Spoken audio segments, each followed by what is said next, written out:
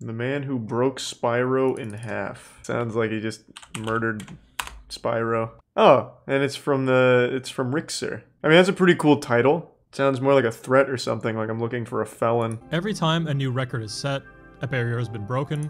A lot of the time, we cherish the players that broke through and pushed for the amazing feats. But in the background, there are tons of brainiacs in each respective community, working together in finding new tricks, optimizations, and sometimes coming up with a full reroute for an entire game.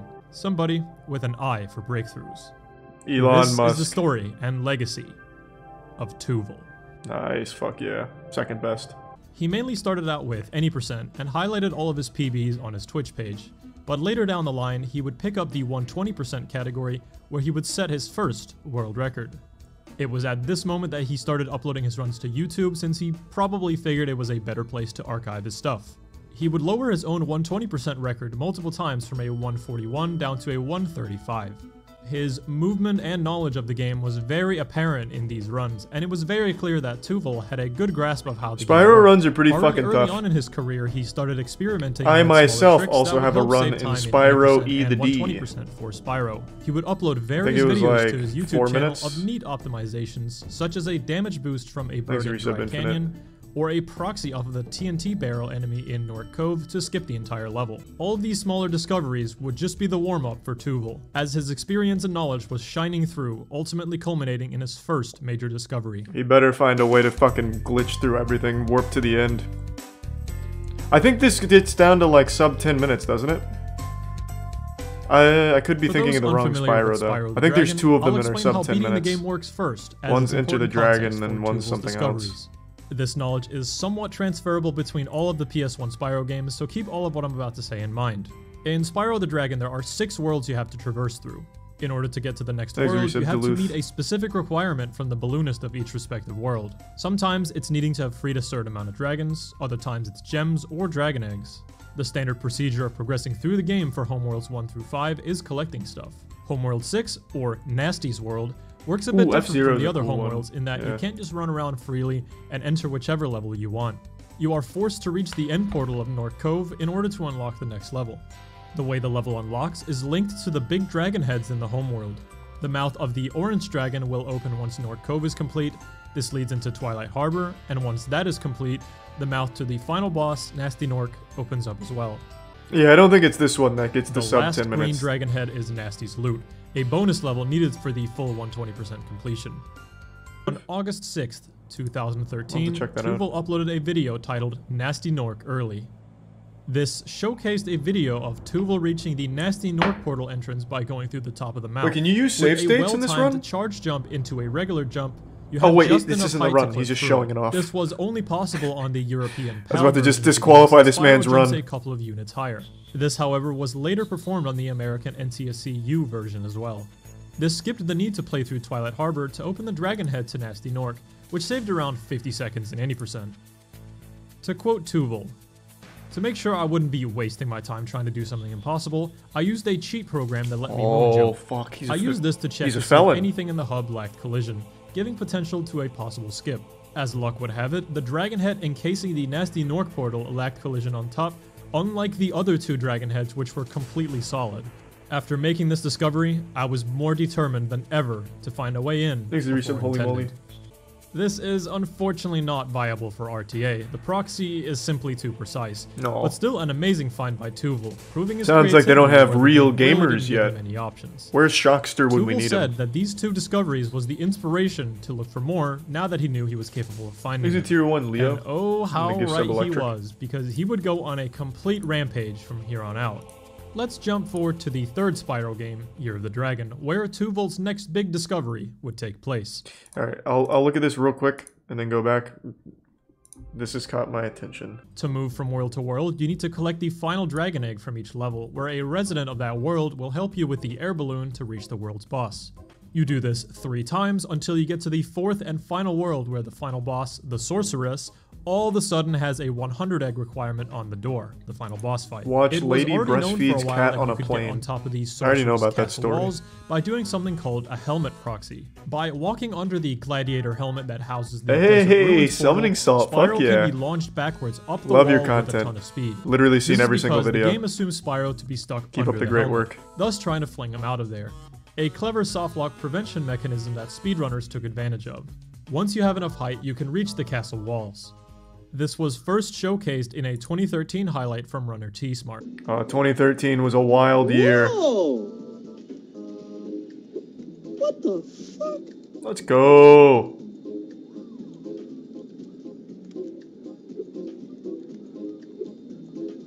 What was that? Thanks a prime sour Oreo. I thought I was doing like a extended super slide. Tuval felt that T-Smart didn't really explore around the area very much, so he went to work. He got a helmet proxy onto the castle walls, and, well... That's good to hear, I'll Colt. just let this speak for itself. I'm happy to hear that. That audio quality, it was 2013. Everyone was using dog shit. I wouldn't be surprised if he was recording this with a Dazzle Platinum. On November 18th, 2013, the long sought after Sorcerer Skip was found by Tuval. A no-joke 28-minute time saver in any percent. Oh. The loading zone, for whatever reason, extends extremely far up above the portal. So if you can simply be right above the coordinates where the trigger is, you go into the boss. The current world record by Jeremy Thompson only collects 20 Dragon Eggs to complete the game with Sorcerer Skip. Yeah, we finished The Hobbit. 23:58. Oh, hold on. The skip Real quick, if you're still here, Summoning Salt, you should definitely check this out. I feel like this would be something you'd like. This video was a fucking masterpiece, man. 2 hours and 41 minutes of bliss.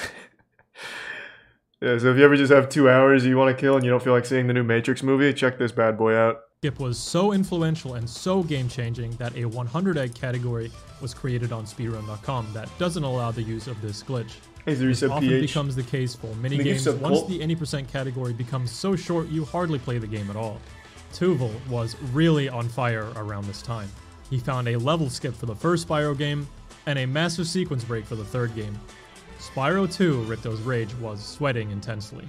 After the stunning work he had done on the other two titles, I tried speedrunning Ripto's Rage. Spyro 2 had something coming as well. It's just too much for my Tuval fucking his old sights on reflexes. what many believed was Everything in an Spyro is offense. pretty precise, Gulp skip. and I'm not good at it. I was talking about the Hobbit video we were watching, the history of the Hobbit speedrun. In Spyro 2, the collectibles you need to beat the game are much simpler. 3 homeworlds with 3 big bosses. You need 6 talismans to get into Crush, Thanks, Risa 14 Dog. talismans to enter Gulp, and for the final boss Ripto, you need 40 of the 64 available orbs. A swim and air glitch in the 3rd homeworld was found quite early. This bypasses the 40 orbs for Ripto. A skip God, into Crush Spyro was glitches also are good. found, which bypassed the need of the first homeworld's 6 talismans. But the issue was Gulp.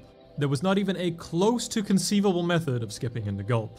The boss loading trigger is a huge pit sealed away by a wooden door. Skipping into Crush is also pointless since you need all 14 talismans for Gulp, and 6 of them are located in the first homeworld. The second homeworld, Autumn Plains, is where Gulp's Overlook is located, and getting in was gonna be tough. Not for Tuval, though, I'll tell you what. That man's gonna come here and just drop his dick on it. No doubt. The music is awfully This somber. castle, Is I tell Tuval you, dead? is so well made compared to many other parts of the game. It's so huge, yet there are practically no holes, swim and air glitches, proxies, or anything really. I actually remember around 2011-2012 trying to look for Gulp Skip myself. I wasn't even speedrunning properly at the time, but I remember being completely stumped right away in my progress. In literal years, nobody had managed to find anything resembling an out of bounds in Autumn Plains, so it seemed almost hopeless.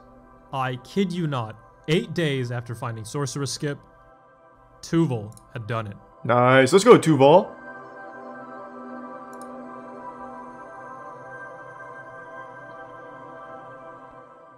Thanks, He found a way you don't into like Gulp Mike? early.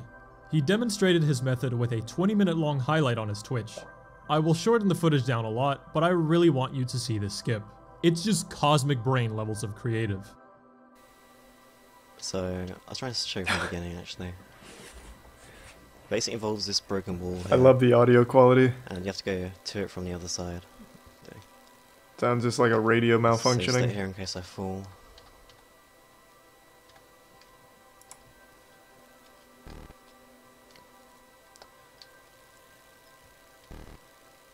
Now this is really hard. I'm not sure if I can show this again quickly. Wait, I'll just show you the position you end. You end up in this position, and then from here you can sort of. You have to move even more, sort of. Not inbounds, but even more to the right. So it's a tight wiggle. You end up in this position, like that, if you do it right. And I'm not even sure how I got in this position, but I ended up here. How do you feel about the lack of Beautiful Joe speedrunners? I can't imagine that's a good speedrun game. Like that. I sort of, I'm past the wall now, I'm past the broken wall, but I'm out of bounds, sort of, halfway. Wait, I'll show you the end of the skip. Like, I'll save state here. I'll show you the end. Like, so eventually you get, like, here, and you can just spam X, and hopefully get out of bounds. Just going to go. Not bad! One funny thing about all three skips that Tuval found, they're all relatively big notable run killers for the speedruns. Gulp skip being no exception. People have gotten a lot better at it over the years, so it's not too difficult to perform, but doing it fast is the issue. The run now for Spyro 2 was essentially a boss rush. Once again, a category split was made once Gulp skip was found, now with any percent and 14 talisman.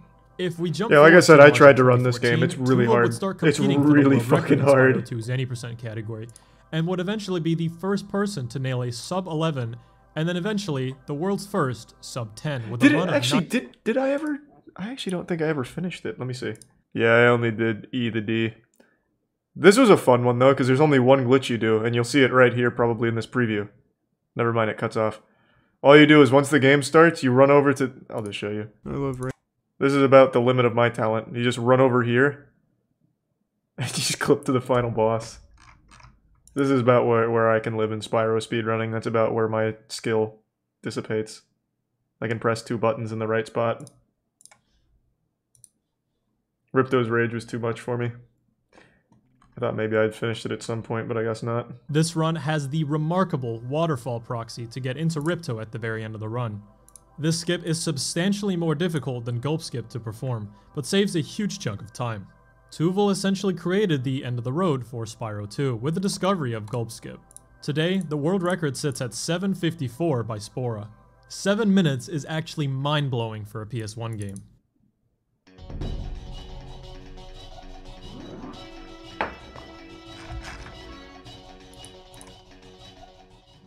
Tuval would do a full rotation back to his roots with the first Spyro game, to explore a skip that was considered theoretically possible and would save around 3 to 4 minutes in the 120% category. You need every gem, dragon, and dragon egg in the game in order to achieve the maximum 20%, and normally the final boss is just the probably more than one Moxie in the world, I would guess. But the boss drops 4 purple gems that count as 25 each. So normally, you kill the boss, and as he drops to the ground, the gems fly towards Spyro as he taunts Nasty Nork. The game fades out, and the final cutscene plays out. It is possible to die in the lava or in the out-of-bounds area next to Nasty Nork, but you need to be alive long enough for all the gems to be obtained. If you die too early, you won't get all the gems. To say that he was on fire is now a severe understatement at this point. 40 views.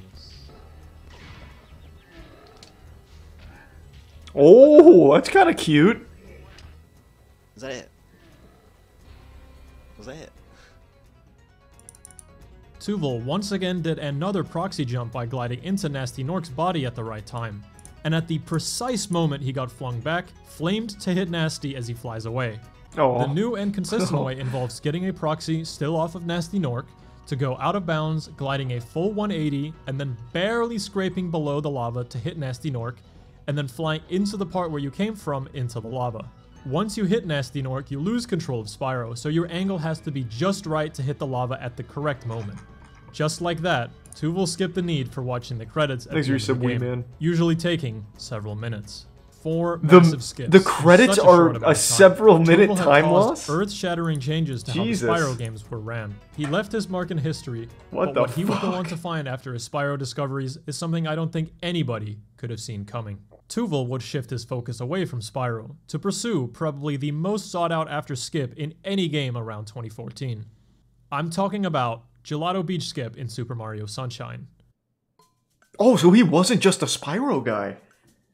Oh, he went all the way to Super Mario Sunshine. Where does he stop? It's a bit different from the other levels in that the 8th Did he find that Wind Waker skip with the 1,000-year or the tube?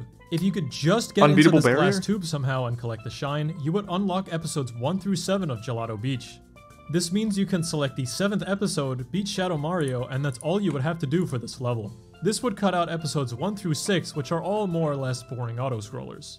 So it was crazy when we all woke up one morning and saw this. That's right, the long sought-after Gelato Beach skip, or GBS, was found on February 21st, I can't believe that's 7 years ago. Who doesn't even run SMS. This just goes to show that sometimes, having a fresh pair of eyes is exactly what you need to solve a problem, and if he or she is already a talented glitch hunter, that also helps. SMS was and still is one of my favorite games to watch.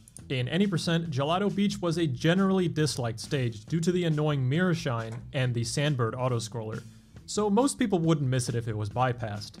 I had known about Gelato Beach skip theoretically being possible to skip for a while, but I thought that given how popular a speed game it is, many people would have tried and failed to find a way to skip it, and I'd bring nothing new to the table. However, after finding major skips in the Spyro games, I had more confidence in my abilities to glitch hunt, and I finally gave it a look. Most of that time was spent on unsuccessful attempts trying to clip through the GBS also stands for Guillain-Barré syndrome. Once I had the idea to use the coconut, it didn't take me long at all before I managed to actually clip when you get like a flu shot, it's a potential side effect. Grabbing the edge of the roof and centering the camera. That's a little fun trivia fact, I guess. So Mario wouldn't get pushed to the side as he ran into the coconut. To this day, this moment is still the highlight of my speedrunning career.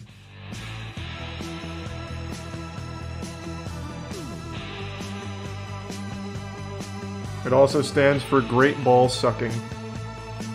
That is also true. Good point. Good point. And rightfully so, the skip was met with universal praise from runners of SMS, but also from viewers and top runners of other speedrun communities. The skip would total in a 10-minute time save for any percent, and would skip the most boring world in the run. Okay, quick little fun story I thought I'd go into regarding another skip Tuval found.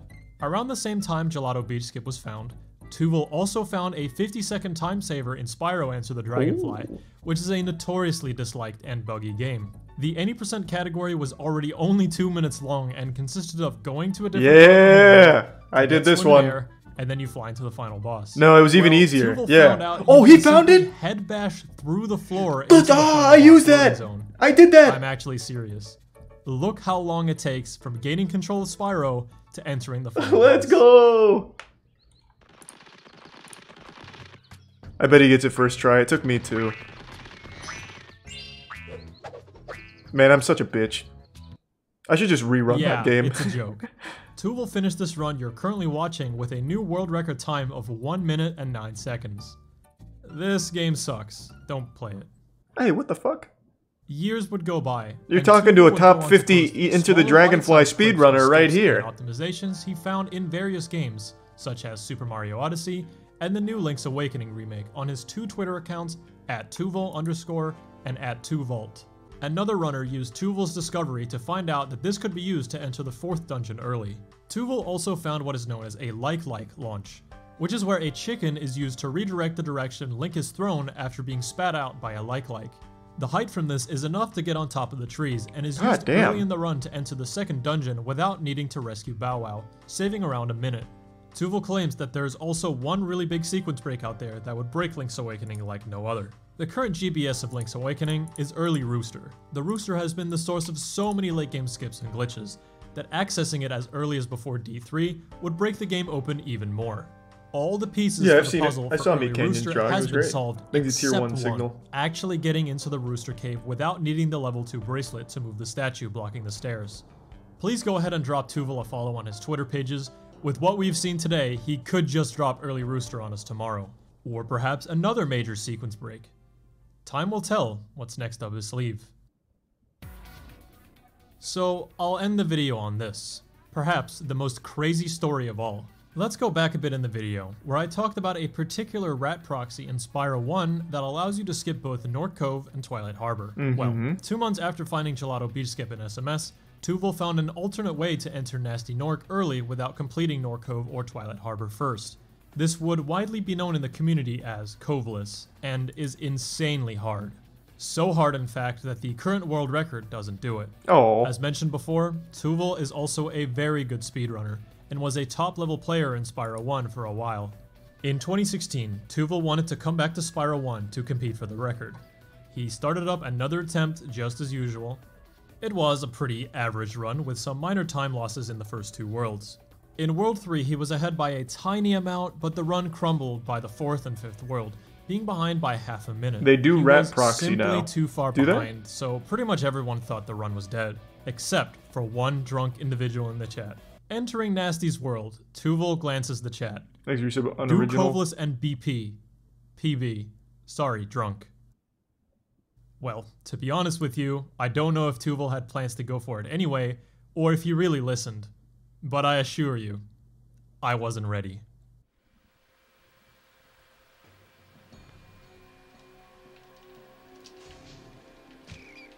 This would be the easiest Coveless of his goddamn life.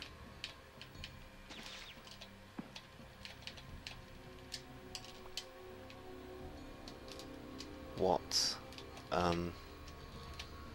Hello? Free. Okay. Thanks to Prime Almighty. Not like this. Get excited! God damn it, Tuval, get wild. Fucking flip your table over or something. Let's get crazy.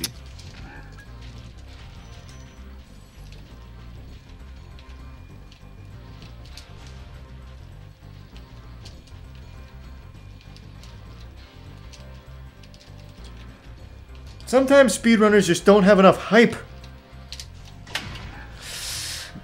Well then. Now break something to celebrate. Tuval pulled it all the way back, saving an insane amount of time with a first try Coveless, resulting in a new world record by 4 seconds. This is the only time in existence short, Colt. that Maybe Coveless Outlast. is in somebody's PB, and even after 4 years when this was first set, this run is still a top 3 time. A testament to Tuval's skill and understanding of the game. Maybe most importantly, clutch factor. I honestly thought Coveless was going to become the standard to do in runs after this, but it seems that this run really was ahead of its time. If someone could nail a perfect run with Coveless, 37 is out there surely. But as it stands right now, Tuval is the only person who has nailed it. Call it accident? I say it's fate. Well, that was the story of Tuval. He doesn't stream on Twitch or post to his Twitter that much anymore, but I'd still give him a follow for his contributions to all the games he's laid his hands on. Good work, Tuval. You might just witness a new discovery if you're lucky. You might also witness him doing attempts of something again. His streams were super cozy and very laid back. If you enjoyed the video, make sure to subscribe as there is more speedrun history and lore coming to this channel very soon. Thank you so much to my continued and new supporters over at Patreon. I really appreciate your kind. People always ask how you find glitches. I mean, I don't know if you guys knew this, but back in 2008, 2009, I had my own glitching clan. We were chaotic glitchers, and I found a lot of glitches used in those games. Gears of War, Halo, and Call of Duty 4. I got my thoughts out of order, so I thought I'd name the games first, and then said I found a lot of glitches in those games, but I said that part first, so then the games. Things just didn't flow properly there, but I found a lot of glitches back then. The way you find glitches is you just activate 100% of your brain. You have to fire every neuron. Like, a lot of people just, I don't know, I don't think they have what it takes, just not smart enough. But then some people are just born with a gift.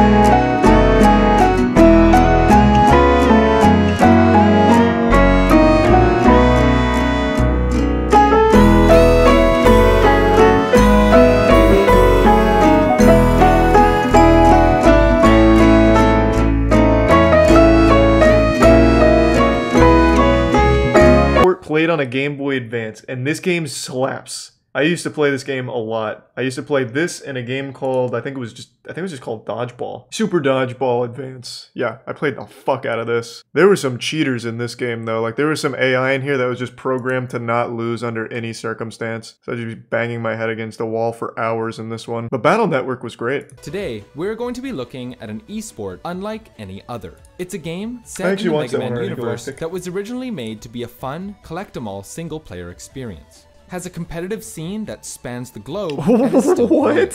The game we're talking about is Mega Man Battle Network. That's not that small. What was that, 15K on Reddit? That's really not bad. That's probably more than like Overwatch active users at this point. So this is pretty solid. The game we're talking about is Mega Man Battle Network. Mega Man Battle Network was developed by Capcom and was originally intended to be a horror game. One where the player would have a heartbeat monitor hooked up to their body and plugged into their Game Boy, which would affect what happened in the game itself. However, during the development process, card games started to become really popular, and Capcom wanted to break into that market. With one of their strongest IPs being Rockman, the Japanese name for Mega Man, it was a no-brainer that a collect-em-all type game should be centered around their perennial franchise. Make a game where a kid who's not great at the action can rely on strategy instead. What if they suck at strategy too? What if they just dog shit all around? Battles were more about being smart and tactical rather than just having good reactions and hand-eye coordination. In 2001, Capcom released Rockman EXE, the game's Japanese title. To the rest of the world, 2001 was the year they first got to play Mega Man Battle Network. So it's a fighting game where you're using cards, but also it's actually boxing. In between the real-time sections, you have turns where you have to go back and start choosing your hand. Okay, so imagine chess, but it's a video game and a card game. I do like all of that. Okay, that all sounds very nice. All that down a little bit. First, the game is played on a grid, hence being similar to chess. The core game is built around collecting chips, which can be anything from abilities to stat boosters to new attacks for your character. But battles aren't turn-based, it's real-time. There's frame data, mind games, and a substantial amount of requisite game knowledge. This real-time combat is why it's like a fighting game. But unlike fighting games, rounds aren't continuous. Instead, they're organized into 15 segments, during which chips are chosen at random. I don't remember it being like this. And a set number can be selected for the upcoming round. After 15 seconds of battling, everything stops, the player can select new chips, and the next round begins. Battle Network's history can be segmented into 3 distinct eras. The first is the GameFAQs era. For those of you who have been around for a while, you probably know what GameFAQs is. For those who don't, it was a forum used by anyone and everyone to discuss pretty much every game imaginable. Strategies, theory crafting, lore. GameFAQs was the place to talk about your favorite games with like-minded people. So it's unsurprising that the Battle Network community found something of a home on GameFAQs. Because real-world results didn't exactly match up with the GameFAQs theory crafters, people started saying that the game was unbalanced and competitively unviable. It probably was. It was made for kids many on a players Game Boy. simply stayed away from PvP altogether, and the game's competitive scene never really took off. Well, that and the fact that getting the game running online was an absolute nightmare. On top of the difficulties of finding people and getting a VPN up and running, the actual emulator that everyone was using, VBA Link 1.8, was not exactly the most legitimate. It was a program that someone made for a college project back in 2004 and hadn't really been updated since. What kind of college? The program was made to be open source and readily available to the community. The professor just loved Mega Man. The emulator is so old that most of the source files have been lost to time, meaning that getting in and tinkering with the emulator is pretty much impossible. So, what do you do when you hit a roadblock like this? Coding class? Road, of course. Much like the Super Smash Bros. I'll pose this to the chat, I suppose. I fucking took a coding class. Back when I was a digital art major, I also had to take coding. You know what they made me do for coding? They made me make like a picture of Link out of code. Like, the coding wasn't create something like this where you're making online functionality for a fucking Game Boy on the computer. They just told me, hey, can you make this picture? And that was as far as my coding went. Do you guys, like, I'm assuming we have, like, some people still in university doing coding classes. Do you guys, like, have tough assignments where it's like, hey, can you do something cool, like, let me play Mega Man Battle Network with my friends across the globe? Oh yeah, I guess it could just be like a higher level class. Mine was more introductory. So it seems like I just had a shit course from what it sounds like.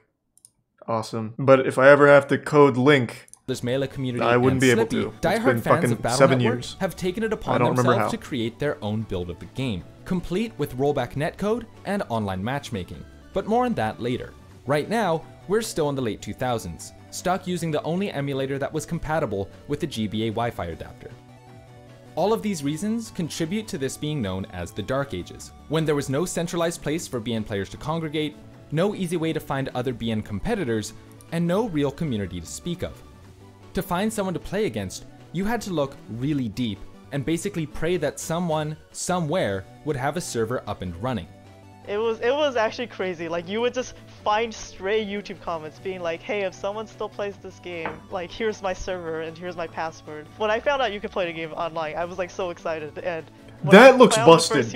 Whatever that was. The game ran at 2%. The man just hit him with a fucking nuke. Got off of the internet, and it was hacked to have 9999 HP. It was running at 2% the entire time, and I played that thing out, and I was just like, this is the best thing ever. So, years went by, and there was very little in the way of a North American competitive scene. But then, in 2015, a player named Megamaster X announced on Reddit that he was hosting an online tournament with prizes.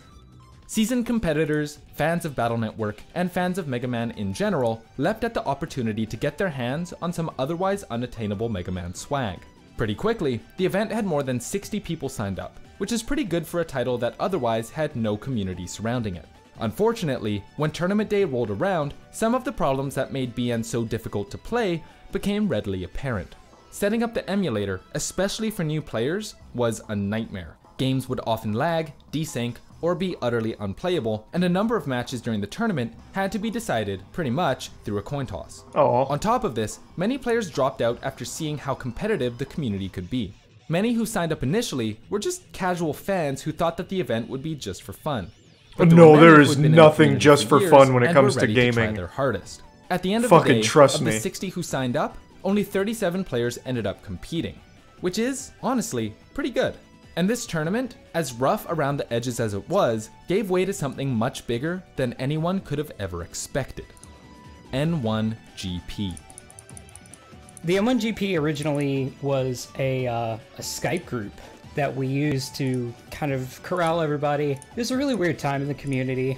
We were just very much getting our sea legs from both a broadcast or a standpoint, a rules standpoint. Megamaster X was not finished after just one tournament. Carrying forward the momentum from this last event, N1GP was founded and has since become a mecca for Battle Network players. Nice. Whether you're looking for people to play against, want to talk strategy, or you're just getting into the game for the first time, N1GP has pretty much everything you could ever need.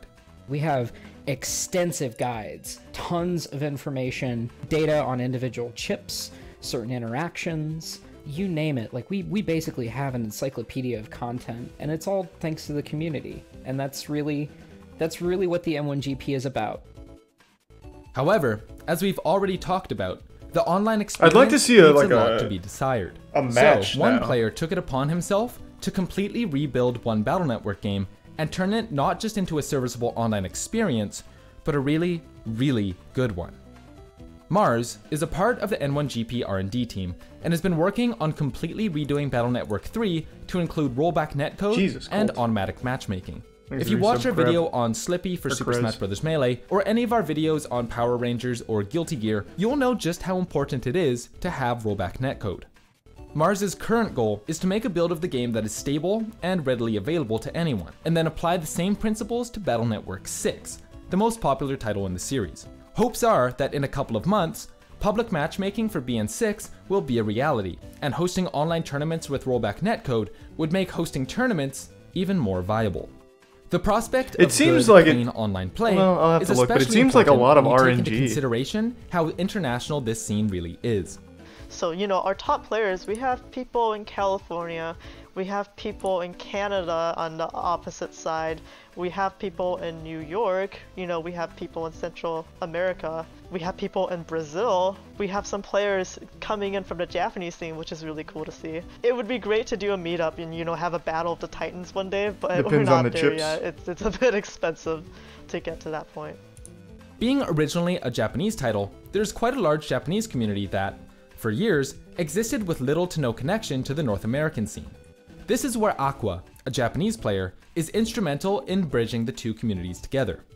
After their first tournament, N1GP hosted an event with a Japanese rule set, and Aqua came and beat all of North America's best players.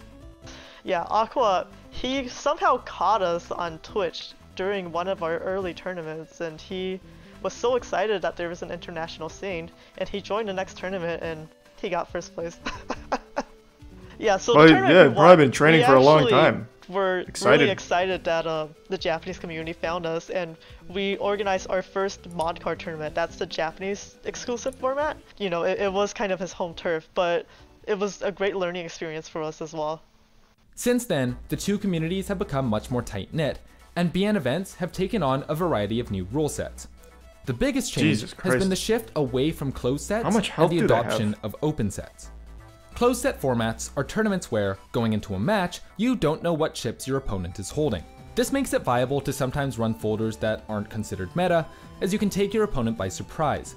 However, closed sets also lead to some hosting a Battle Network tournament. This is way too much for my little brain. Players would be allowed to bring 2 folders, and but it looks cool. If they wanted to, hard counter one specific person. I remember when I played it, I just fucking hammer A. Unfortunately for this player, there would be no way to prepare against it, as they would have no idea what chips their opponent is playing with. Closed sets also led to players scouting out other players before their matches to gain a competitive edge come game time. All of these underhanded dealings led to a rise in the popularity of open sets, a format in which players on both sides know, prior to each round, exactly what their opponent is holding. All of our setups are visible to each other. It's not double-blind matches. So we go into it knowing the other player's strategy, or at least we know what their strategy might look like. I was in Jenkins when I went to UT. And so you go in fighting Nerith, and you're like, oh, this clown doesn't even have an anti-damage. This is gonna be easy. And then you're dead. This means that winning is less about preparation and scouting, and more about folder building and actually being good at the game. With more people coming into the community, competition has also been on the rise. New players have been coming out of the woodwork, like Zero Guy, who showed up out of nowhere and started winning everything. All of this growth and intermingling between communities culminated in early 2021, as Capcom and the community were gearing up to celebrate Battle Network's 20th anniversary. Capcom was celebrating it? That's for the entire cute. Series, and that's something Capcom doesn't celebrate shit. The event was a celebration of everything Battle Network, and the main event was a tournament featuring some of the best players in the world. The eventual their victor bracket's of the kinda event cool. was a player named Symes, who was using a folder that was completely off meta and somehow found success with it. I want to see one of these for a matches. title released more than a decade ago. What's the most recent one? Fall of Mega Man Battle Network.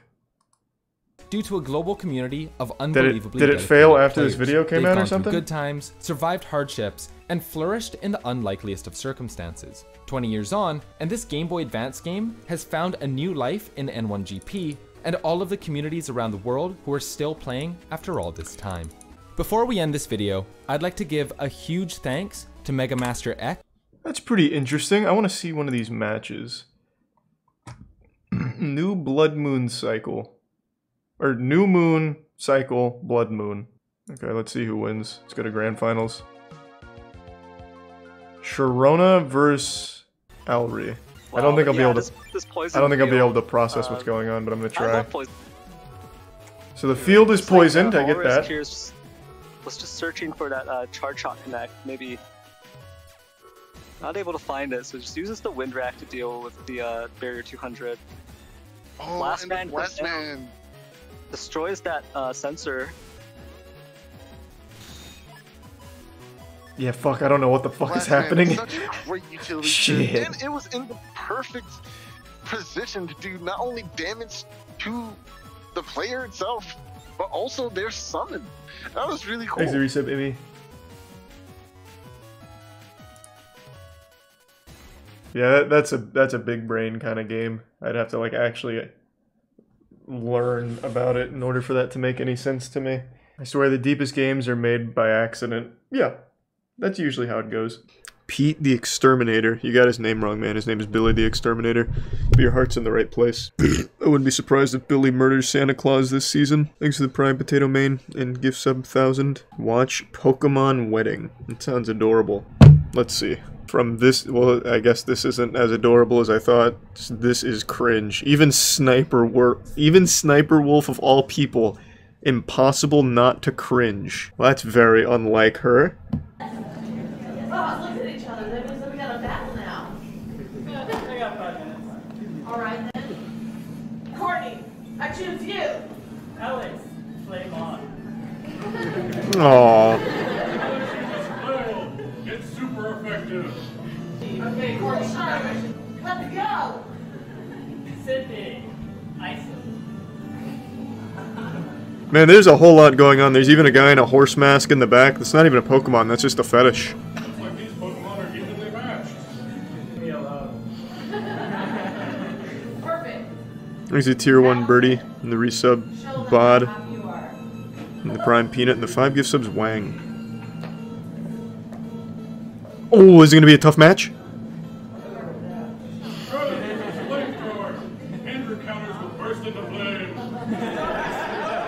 This isn't really a wedding. This is just more of like a cosplay convention kind of thing. This is so wholesome. I wish all weddings were like this. At least it wouldn't be boring. Imagine how their parents feel. As long as their kids are happy, I bet they're happy. That horse looks bored. Yeah. The horse guy in the back doesn't really want to be here. He's just left over from the BDSM convention last night. Yeah! Oh, a little off cue, that's okay. It's a remix. Yeah!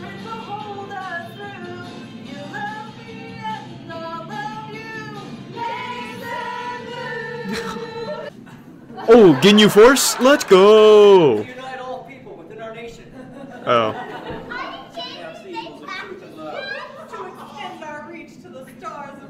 Team Rocket, take off at the speed of light. Surrender now, or prepare to fight. There's a resub ASMR. I now present Team. Oh, they don't even kiss? Oh, there we go. They just seal it with a high five in a Pokemon battle. That was wholesome. Thanks, resub Tether.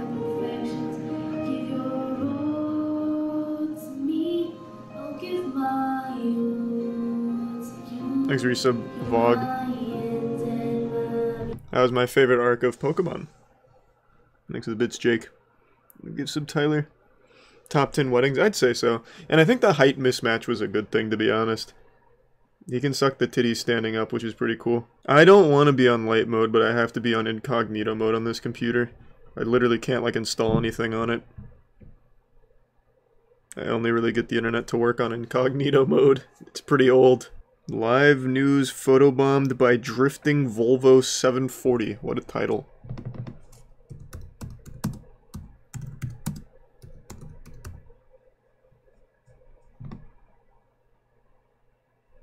I'm assuming this one, right? This probably doesn't happen often. Snön och halkan har orsakat en hel del trafikolyckor i Örebroområdet under dagen. Bland annat här på Mosåsvägen där 2 bilar frontalkrockade vid 11-tiden i förmiddags.